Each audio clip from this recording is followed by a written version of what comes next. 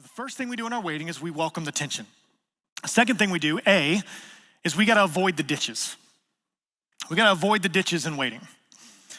Actually, the very same pastor, Mark Vrogop, who I recommended his book 2 weeks ago, Dark Clouds, Deep Mercy, he has another book called Waiting Isn't a Waste that I read this week. And in it, he says that often we waste our times of waiting by reacting with unhelpful or sinful responses. And then he goes out to point out 3 particular, he calls them ditches, we have to avoid during periods of waiting. The first ditch he says is this, it's anger. In our waiting, he says we gotta avoid the ditch of anger.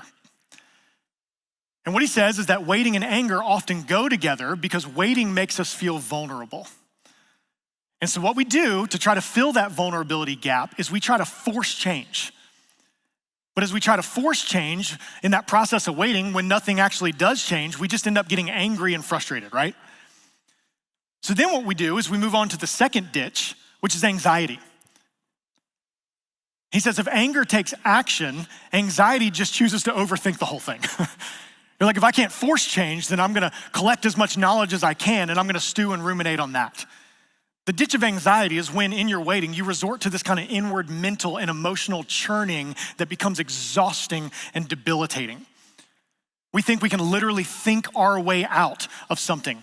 We think we can just research our way out of waiting, believing that information can kind of fast track us to our destination. But then what happens is when neither of those things work, we resort to the last ditch, which is apathy. Apathy. Y'all know this, but apathy is when you just throw up your hands and stop caring. Apathy is when we respond to our disappointments and our delays with the self-protective posture of, you know what, I just don't care anymore. And so what happens with these ditches is, we get angry because there's something we want to see happen and it doesn't happen. So we're like, well, I'm going to go research. I'm going to think my way out of this, and then that doesn't work. So then we just resort to apathy. We're like, you know what? I don't even care anymore. And these ditches, we just kind of ping pong between the 3 of them. We're angry, and then we're anxious, and then we're apathetic, and then we're angry, and then we're anxious, and then we're apathetic. And these 3 ditches, they're not just psychological or emotional struggles. What you got to see is that these 3 things actually reveal a much deeper issue of our heart. That underneath our disdain for waiting is actually our longing and our idolatry of control. And see, I don't think anything reveals our lack of control being more than being forced to wait. What waiting does is it actually exposes the idols of our hearts. Waiting shows us the things that we trust in more than God to give us identity and security and hope and happiness and comfort.